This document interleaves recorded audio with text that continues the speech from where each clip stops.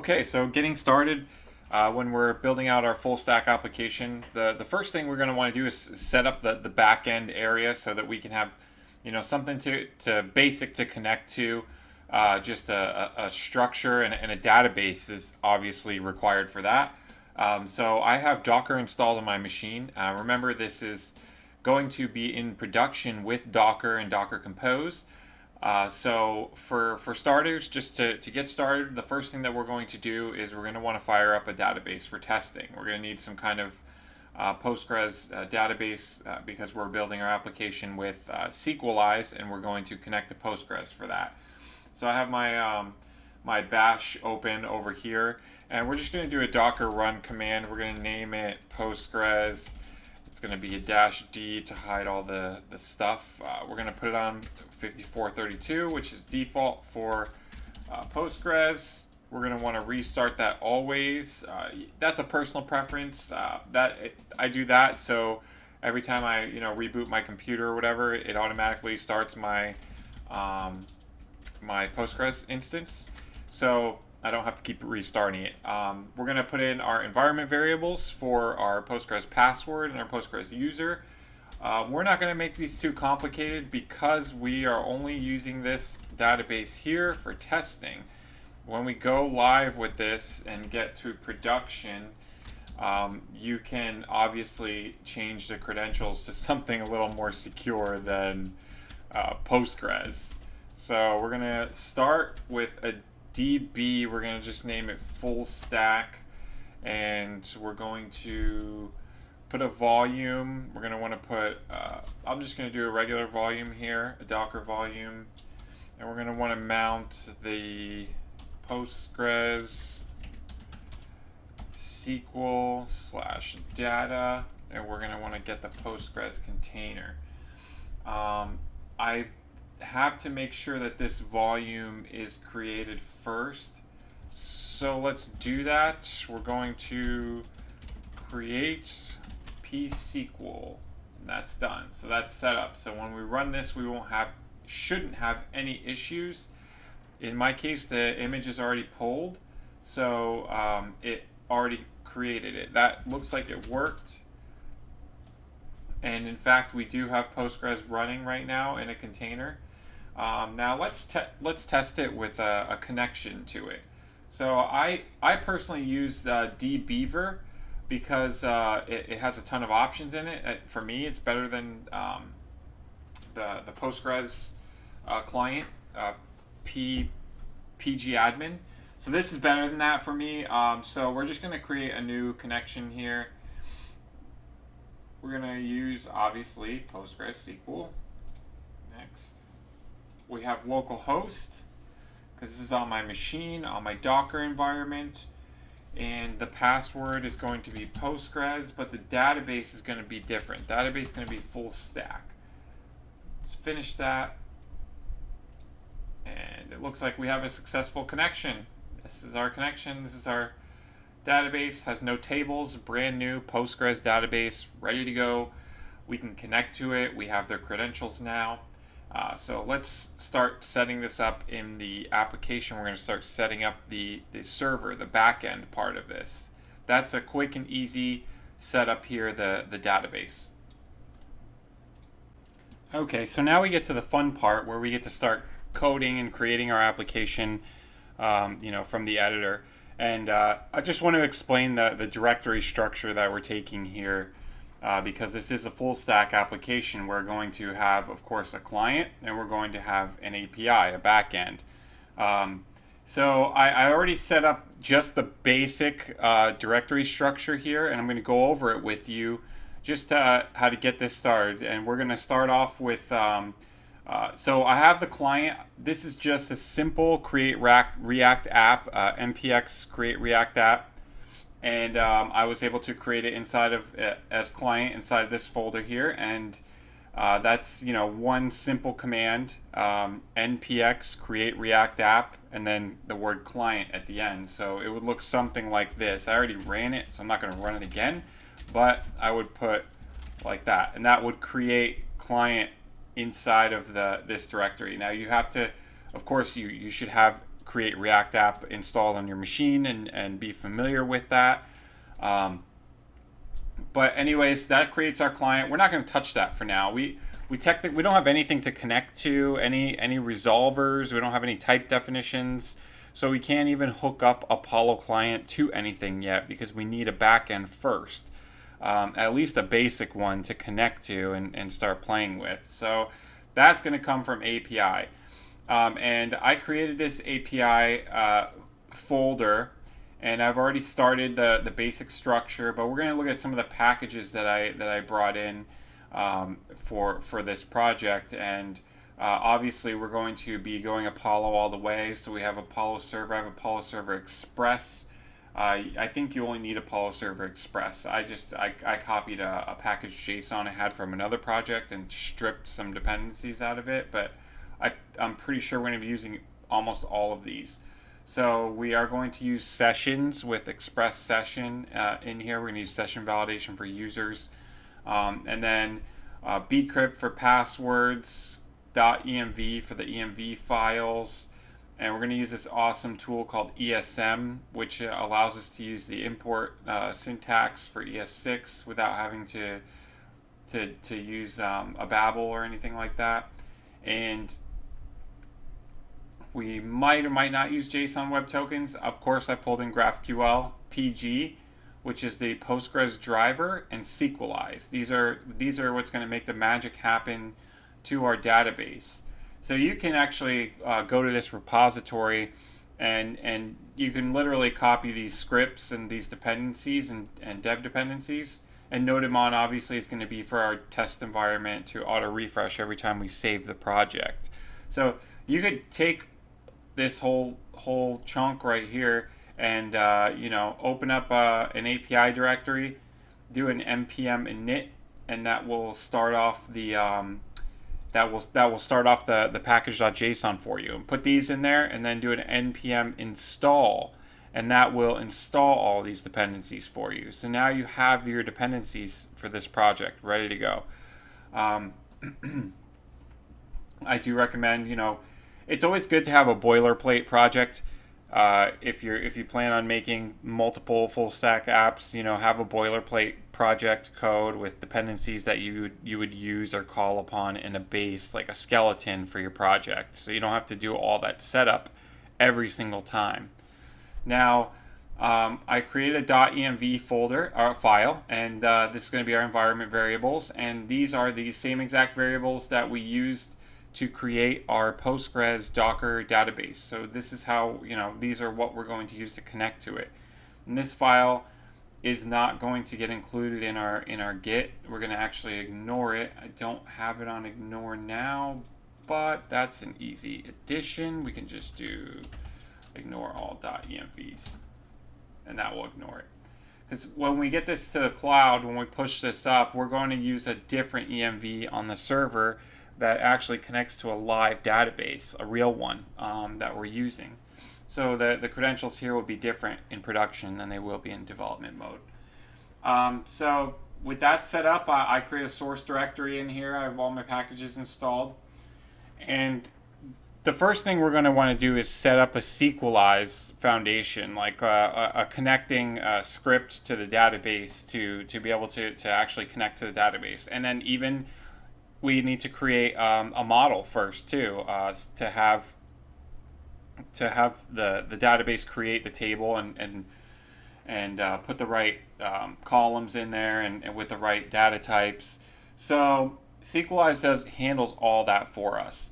And what I did was I created a db.js file here, and this I literally I found this online. I think it's on their documentation on their site or something, or there's a reference to this. It's a very common script for Sequelize. Just basically what it does is it creates your connection here. This is where we put our environment variables in. We have our DB, our user, our password, our host, and our port, and we are using Postgres. And we're going to read from the file system, and what it's doing is it's going into this models directory, and it's grabbing it's filtering through all the files in here, and it's going to pick up all of our models, and then it's going to work them in here and start building them in Sequelize. This is all pointing to this directory. So any file that you put in here, and when you save and the server reboots in development mode, it will go ahead and create the table if it's syncing over and if it's doing it properly. And here we're just exporting the DB object, because now we have an object with our model inside of it. And what this does is it creates a DB object that we can pass to our context in our GraphQL resolvers, and we can call upon it in our resolvers because we're passing it through our context. So every request that comes in, we can access the DB object, and then we can fire off the methods for that database, like find all or find one, to get our data from the database. So I built a user, because we are going to create a login system. We're going to use sessions and cookies on the front end to store those sessions. But I built a user model here, and I will include a link in the description to this repository so that you can reference it whenever you need to, in copy and paste, or build accordingly, add your own fields here, take away some fields here. But if you get the general gist of it, this is just a simple user object we're doing here in Sequelize. We're creating user, we're doing a name with a string data type, and it has to be present. It cannot be null. Same with the username, cannot be null, and it has to be unique in the table. So remember, this user model is specific to Sequelize and our database. So this is just like if I was creating a table in Postgres manually, and I'm telling it that column has to be unique, and this column cannot be. It's a not null column. So this is literally creating our table in code. We're just modeling our database right here. We don't physically have to create any tables in Postgres, pgadmin, or anything like that. Password, we're requiring all of these fields actually. So I have one validation on email here that is just validating that it is actually an email. Sequelize will check for that, make sure it's an email, throw an error if it's not. And then down here, I'll explain these a little bit. If you look at the top, I imported bcrypt from bcrypt.js, which is going to encrypt our passwords. And I have some methods down here for the user object. We have find by login, where username equals find one, where username equals login. So this is a method that we're going to use to find the user. And before we create, if the user password well, the user password is required, so they have to enter the user password, but this is always going to generate a password hash when we create a new user. So we don't have to worry about any of that stuff in our resolvers. Sequelize will handle it for us here. And that's basically all this is right here. I mean, we're generate password hash, and what I'm doing is I'm creating a password hash here, and then I have another one for updating passwords and validating passwords as well. So all of our validation, our generating passwords, and our updating passwords is all taken care of actually through here, through this model object that we have for Sequelize. And we might or might not use this find by login thing here, but we'll see as we go further along into the project. And then, of course, I'm returning the user object, user model here. So this is the one model that we have set up so far. Just to start off with this full stack application, we're going to create a user base where we can have a login and register system for users, and this is actually going to be fine to get that started. You're going to see later on, as we're building up the server over here, we're gonna have an automatic session table created as well, and then that will handle the sessions. So the first thing we did was we built our database. Second thing we did was we connected to the database with Sequelize right here. using environment variables, and then we built up our first model. So we officially have a starting point to build a table for us to get started, to be able to move on now to GraphQL, where we can start creating our schema. And then obviously that's the same as the type definitions. And then we can start creating our resolvers to take action on that schema, because the resolvers are basically just your functions. And inside of each resolver is going to be calling Sequelize functions to get the data and handle it, manipulate it, all that stuff, and then return it to the front end. So we built the database. We have our Sequelize setup structure set up for our first table. And now we have to move on to GraphQL. We have to start setting up our schemas and our functions. And this is kind of what the directory structure I chose is going to be. So we have a GraphQL folder. We're going to do obviously the resolvers here. We're going to have the users, and then this is to export them. Our type definitions is going to be for users, and this is to export them. And then you'll see where these are going to get imported into. So let's move on to start putting together our GraphQL stuff. Okay, so inside of our user.js type definitions file, let's start setting this up. Let's set up our schema for our GraphQL schema. First thing we're going to want to do is import GQL from Apollo Server Express. And then after that, we're going to export our schema. We're going to do export default GQL.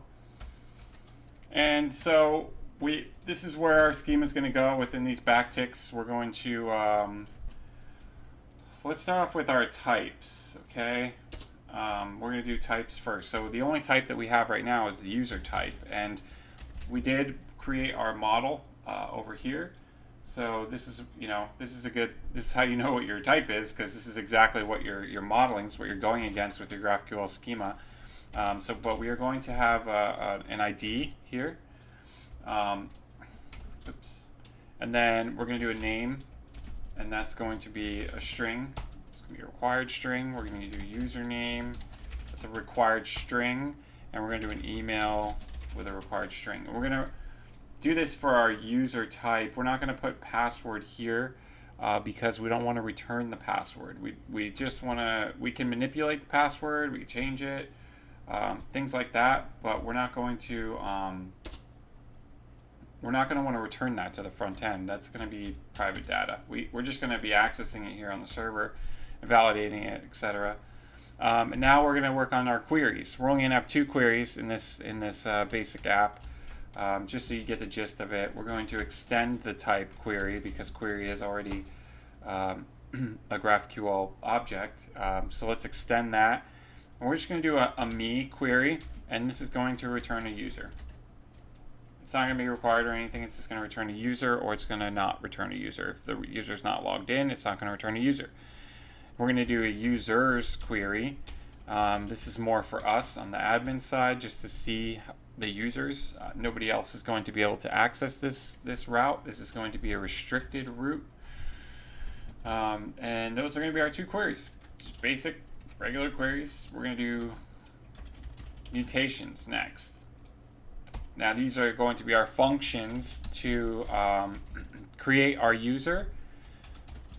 We're going to extend the type mutation. We're going to have one for creating a user. And we're going to create an input for this. We're going to call it create user input. It's going to be required, obviously, and it's going to return a user. And that's a definite return. It will not return null. So that's what the exclamation point is for, by the way. We're going to do a login mutation. We're going to do a username for a login with a required string. And we're going to require a password, obviously, to log in. And that is also going to return a user, required, with a lowercase s. And then we're going to do a logout query, or this is going to a logout mutation, per se. And this is going to return a user as well. Now we're going to want to create that input that we put up there the create user input. Let's go ahead and create that. We're going to do input, create user input. And to create a user, we're going to do the name required. Remember, from our model, all of these are allow, null, false. So we're going to require all of these. So it's going to be strings for all of them. And it's basically going to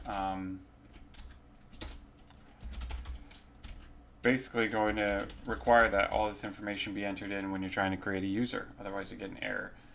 And just to start off, that's it. That's our user type definition schema. Now, this is going to be the only schema we have in the beginning. So let's go ahead and export this information so that we can have one simple export for our schemas. We're going to import GQL again from Apollo Server Express. And then we're going to import the user schema from the user file. We're going to create a schema called linked schema.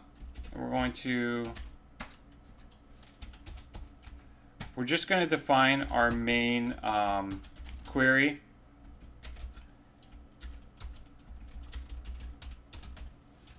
Like that. So we have the query type, and we're going to do the mutation type. You should also do subscriptions here, so you can extend subscriptions. We're not going to do subscriptions to start off with, but we will get to that point where we can develop subscriptions in this application. And then we're going to want to export these all together. Default, we're going to want to export the linked schema and our user schema. Now that gives us one spot to call on these. We can call from this folder type defs from the index, and we'll just get all the type definitions. So this is going to be helpful when we're creating our Apollo server to put them in the options to create that server. So let's move on to resolve. All right, so getting started on our resolvers. Let's go ahead and export default. We're going to create our queries first. The first query we're going to create is going to be the query for the logged in user. This is the me query that we created. We're going to make this an async function. We're going to define our parameters, and we haven't even created our Apollo server yet. So we're literally just like sketching this out right now, but it's important to understand that when we do create our Apollo server, we're going to pass in the context so that our resolvers can access these. And in these brackets here is what goes into your context. So one of the things that we're going to be using is for this one is the DB. And we're also going to be accessing a me object. So this will only come back if you're logged in. Const user equals await db.user.find by primary key me.id, and we're going to return that. And that's going to be it for our me query. We could just run this when we're inside of when we're logged in to get back our user information. The next query we're going to run is the one that grabs all the users, and this is a pretty simple one too. And you're going to see we're going to come back to these at a later point to define combine resolvers and make them authenticated so that they're locked down, so that not anybody can just ping our user database or our me to find out who's logged in or not. But in this one, we're not going to use the me, but we are going to use the DB. It's safe to say that every resolver that you make is going to use the DB object because you're interacting with your database inside of your resolvers. They are the functions that grab your data from the database. Here we're going to just do we're gonna get our DB user model, and we're going to find all. We're gonna return all of those, but if there's no users, we're gonna throw a new error, and it's just gonna say no users found. Okay, cool. And then we're going to return our users here. This will return our array of users. Now, those are our two queries. Let's move on to our mutations. The first mutation we're going to create is create a new user. Okay, so this one is called create user. And we're going to have some arguments with this one. And this one, remember, let me pull this up to give us some reference over here. So we're going to have an input argument. So I'm just going to put input in brackets here. And we're going to be using the DB here. We might need to use other stuff, but as we're creating it, we will see. So the first thing that we're going to do is we're going to want to pull from here, from the input. We're going to want to pull out the email and the username because we're going to check if this exists, if a user exists with this email or username. So user exists. If that's the case, if they do exist, we're going to go ahead and throw an error. So let's get on our user object, our user DB model. Let's find one. And we're going to check where. We're going to use the OR for Sequelize, which is the op.or. And we're going to put in our two things that we're going to query for. And I'll explain how this is working. So it's basically looking for a user in the database where email equals email or username equals username. It's just a fancy way of, this is Sequelize way of using an OR statement in SQL. And if a user exists, we can go ahead and throw an error. User with this email or username already exists. Now you can get more specific and say user with this email exists or user with this username exists, but we're just gonna make it pretty general and say either or. Const user, this is where we're gonna create our user right here. So if we pass this check, if the user doesn't exist, it's going to pass this check. We're going to go here and we're going to just do db.user.create, and all we're going to do is spread out the input. Now remember, we don't have to hash the password because our Sequelize model does that for us. It takes care of all of that, so we don't even have to worry about that. And then we're going to return the user. This is just the basic create user resolver. It's going to get beefed up a lot more for security, and we're going to add sessions in there, so that's coming. I just want to get the base laid out for you and then build up the server and just be able to fire that off so that we can get rolling and start adding on top of it, but just make sure everything's working. So right now we're just making sure that everything is good, stable, and ready to roll. So in here, we're gonna do a login. I'm just gonna start this off basic. We're gonna go ahead and we're gonna look for the user first.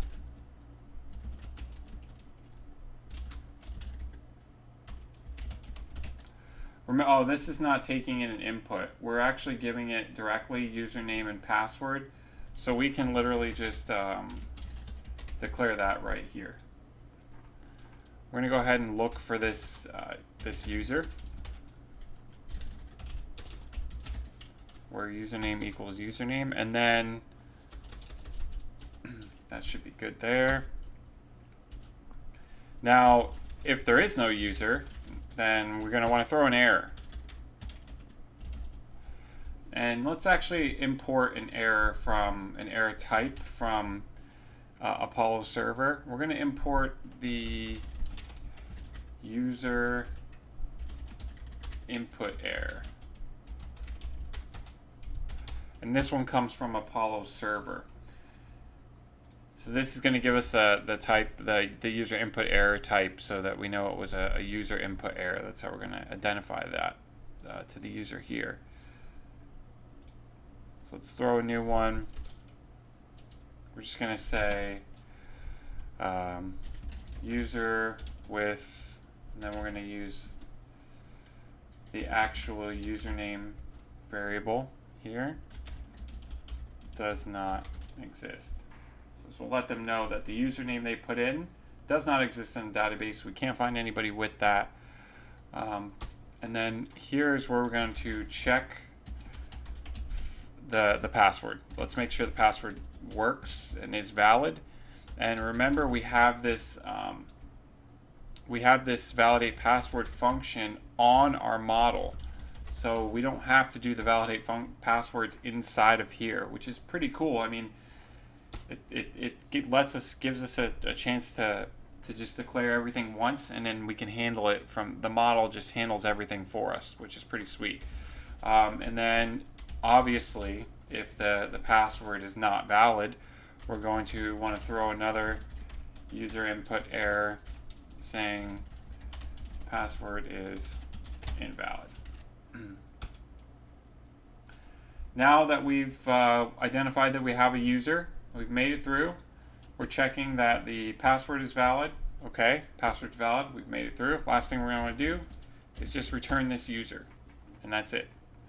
So these are our basic resolvers right here set up. I mean, there's a lot more to add to these to make them more, like I said, secure, and we're going to be using sessions. But to get started off, this is enough to start building up the server, the Apollo server now, and firing it up to test it out and just see if it works. And it's going to create our table. We're going to be able to open up our playground and blast a few mutations and queries at it.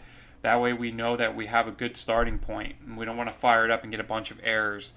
But we have the back end is basically going to be set up on this next step. All right, now it's time to put all the pieces together for the API part. We're going to set up our server now so that we can utilize the GraphQL type definitions, the resolvers, and just fire up the Express application, connect to the database, and just be able to start actually working with the data. So we're going to set up a basic a server setup here in this folder, this server.js folder. We're going to be using our environment variables, or a couple of them here, maybe one. We're going to need Express.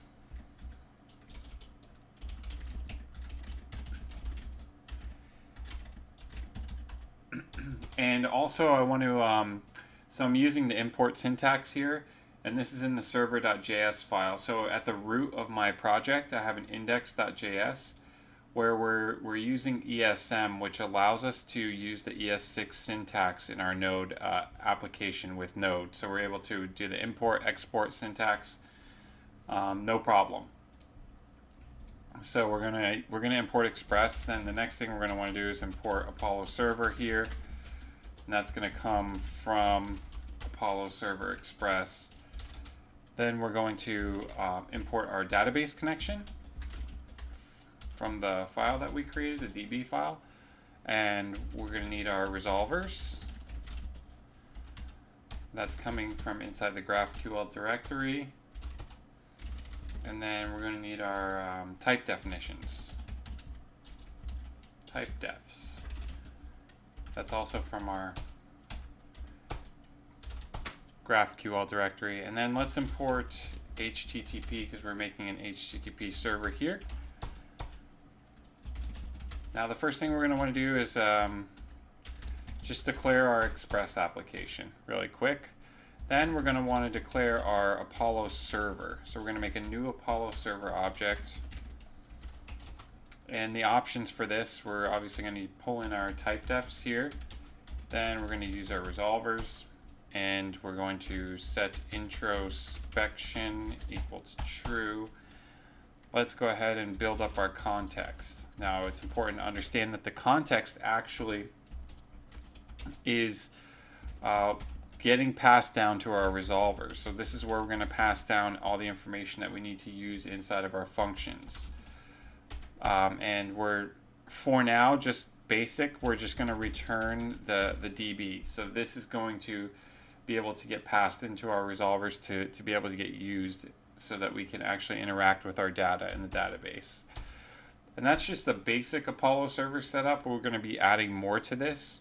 But this is just for the sake of getting up and running and starting to have, you know, something tangible to work with that's actually running and compounding onto it after that and making adjustments. So we're going to apply a middleware here. We're going to put in our Express app, and then we have to put in a path for GraphQL. Now let's create our HTTP server variable here. And this gets past the app.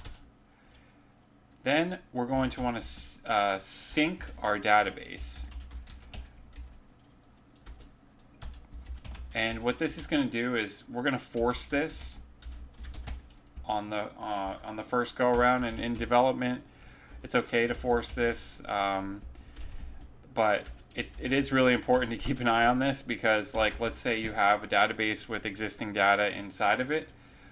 And you force it, then every time you force a sync, it's going to go ahead and drop all the tables and create new ones. That's including the data and everything. So keep an eye on that. If there's any data that if there's any data that you need, you cannot have that force sync on. If you force it false, it won't. It will sync, but it won't forcefully drop tables. It'll create new ones, but it won't drop tables that already exist with data in them. So let's go ahead and set this up to listen to a port. And the port is going to be inside of our env file.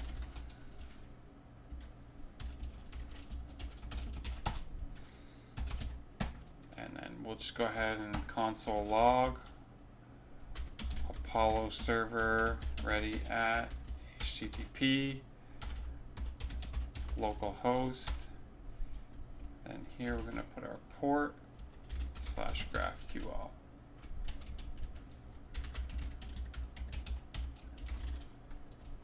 Okay.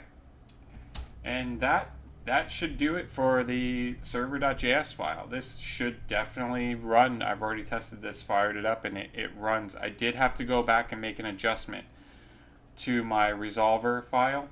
So I went in here, and turns out I had to import OP for this to work. So that I imported that, and I also had a typo here where I had users instead of user, because the name of our model is actually user.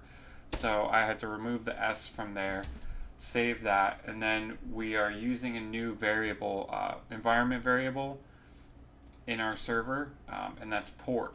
And in this case, I'm putting the application on port 5000. So I had to create this new environment variable. Now with all my files saved, and now I have a server to actually launch. Let's go ahead, and I already CD'd into the API directory.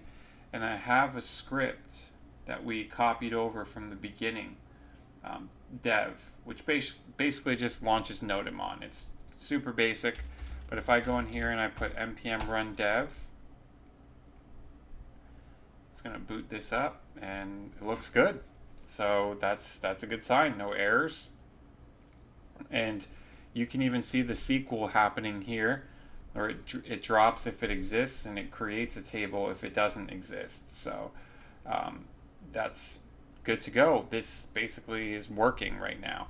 So how can we test this? We can go to our GraphQL playground, which is going to be located at localhost 5000 /GraphQL. If I refresh this, it should still load up, and it does. And you can see over here we have our schema, our documentation for our schema. We have the me query, the users query, you have the create user, login, and the logout query. We're not going to mess with the login and logout queries right now because we still have to set those up. But let's go ahead and let's create a user. So I already have a mutation in here. And remember our, if you look over here, the required input for creating users: name, username, email, and password. So I have those set up here, and then what we're going to get back is a user type with the ID, name, username, and email. And we'll just return the name here just so we can see everything. So this should fire up, and boom, that's a good response. That means that our user was created. Now over here, I already put the users, the query users query, and this returns an array of our current users in the database. So if we launch that, boom, we have our users. So that's our server. It's ready to go. As far as like a ground level base server, it's fired up, and we are able to query and interact with the database. If I crack open dbeaver, and let's say I refresh this. 1 second.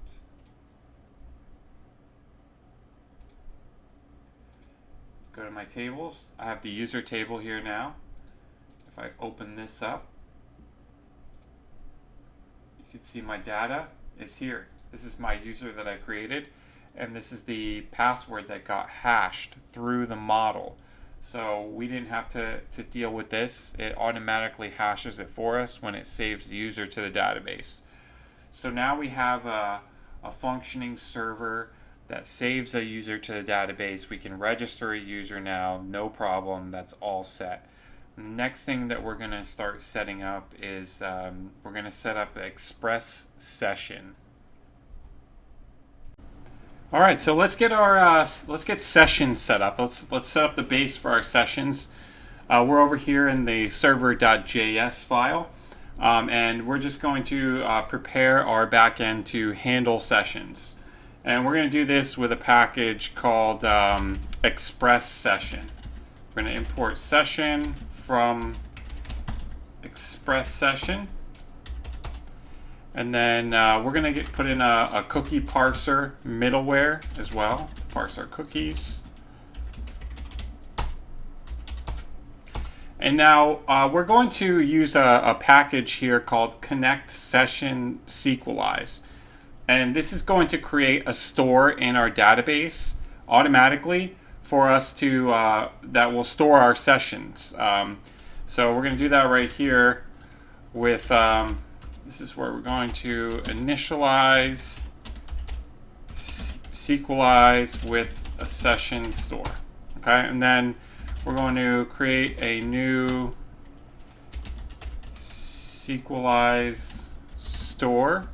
We're going to require connect session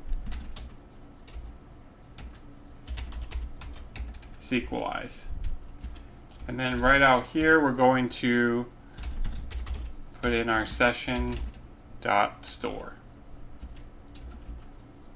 Okay, and that should be setting this up for our Sequelize store to be initiated. We're going to go down to, we're going to create a little area right here, right under the where we declared the app, and this is just going to be for our Express middleware. We're going to throw in the cookie parser, and then we're going to start creating our session store. Put in our session middleware. This is going to be named, and we're going to have a environment variable. I'm going to call it session name. We're going to use a secret for the server so that we know it's our session. App secret. And for our store, we're going to create a new Sequelize store, and we're going to include our database object that we created for Sequelize so that it knows where to create the table. And this is automatically going to create the session table for us. We're going to set resave to false, save uninitialized to false, and I'll put a link to the documentation for the Express session in the details below, so you can learn more about what all these options are and explore other options that are available to you.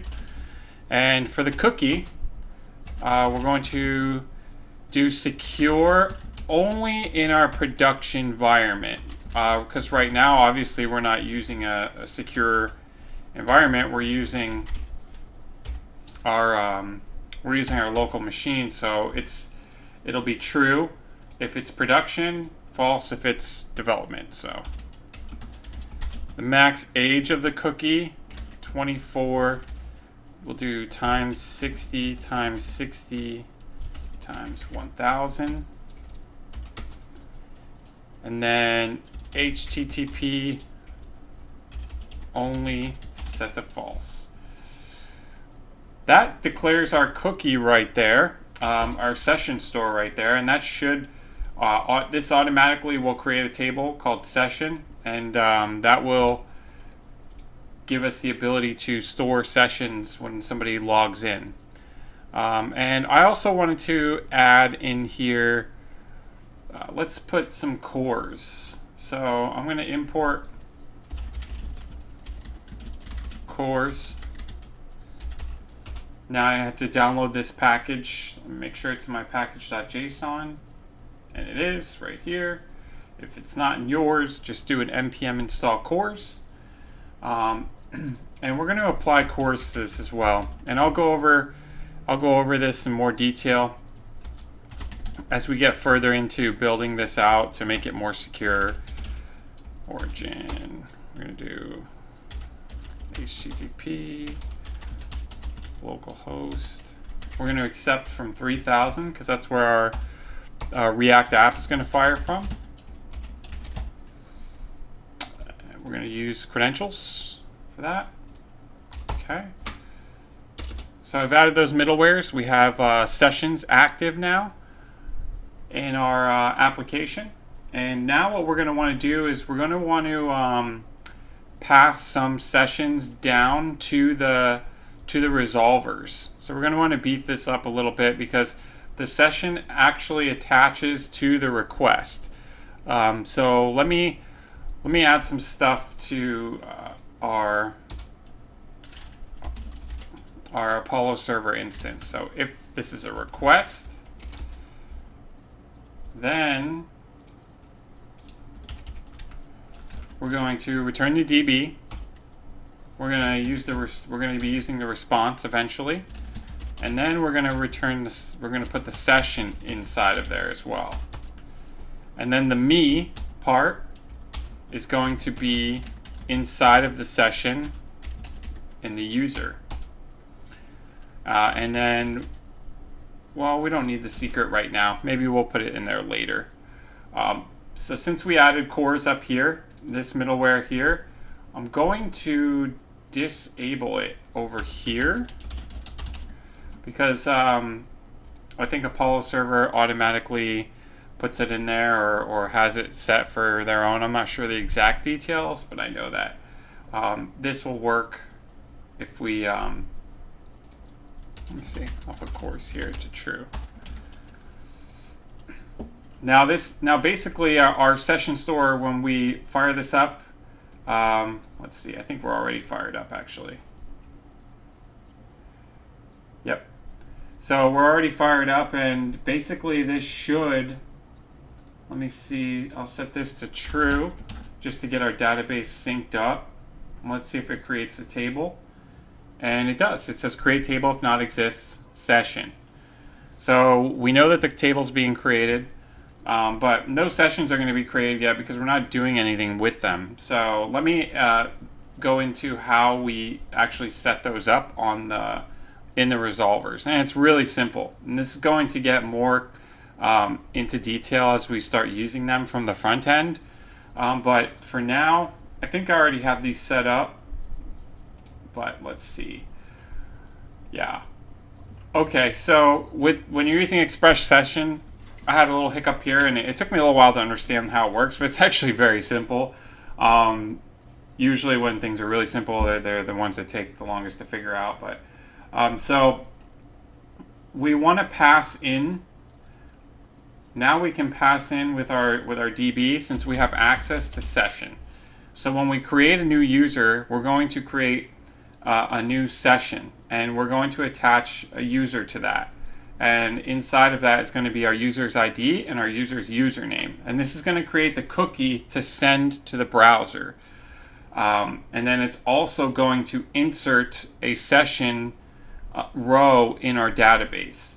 So I already set this up prior to this video, but you just really quick right under here, right after you create the user, you can create the session, and that's all you have to do. And then same for the login, including the session next to the DB, and we're using that here too. Same deal, creating a new session. Every time somebody logs in, we create a new session.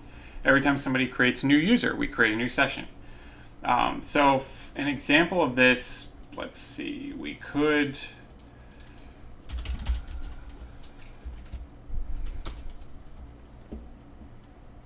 let's create a new user. Session is not defined. Did I save this?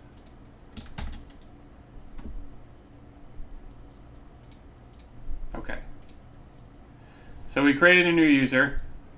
That popped open. Now a new session should be, a new session row should be placed in our database. And we should see that now. Let's see if this user's existing. Yep, he's there. And I'm gonna drag this into our view here just to show you this session that pops up in here. So it looks like I already have this open over here, but let me show you down here. Schemas, tables. We have our session table created. Okay. If I refresh this, this is the session that we just created. This is the one that we created when we created the user. Right now, we're not handling anything to, so if I create another user, oh, it's not going to do it unless I change the email because we have to have unique emails, remember, and usernames. So I create another user. This should add another row, and it does. So our sessions are working. They're getting stored in the database. We have our when it expires here, which it looks like it expires in 24 hours. So this will expire tomorrow. And then this is our information, and inside of the session variable, we have all of our options that we declared in the front in the server.js part, and then we have our user object here with an ID of 2 and username admin 2. That's perfect. That's exactly what we want. This Express session package will refresh constantly, and it will check, if any sessions are expired, and it will delete them as long as your server is running. So it's constantly refreshing and checking your session database to keep that up to date. So now we are wired for sessions on our back end. We're going to start moving into the front end now to start interacting with all this stuff. Then when we create the login screen and the login process, we'll create some security layers for the API. But that's it for this module for setting up the Express session. Hey guys, thank you for tuning in to part 1 of this 2-part series for a full stack application. So far we've completed the backend, the API portion of it with the GraphQL server, and we used Express sessions. Now the next part, we're going to be going into the front end. We're going to be using React, we're going to be using Apollo client, and we're going to handle all of that in the front end. At the end, we're going to have a boilerplate for a login system, basically. And you can build upon it from there. You can add to it. All this code will be available on my GitHub repository. I'll leave a link to it down in the description. I want to thank you for tuning in, and if you subscribe to my channel, you could stay tuned for all the latest updates. I appreciate any feedback and comments that you leave below. I'll do my best to answer them for you. Thank you.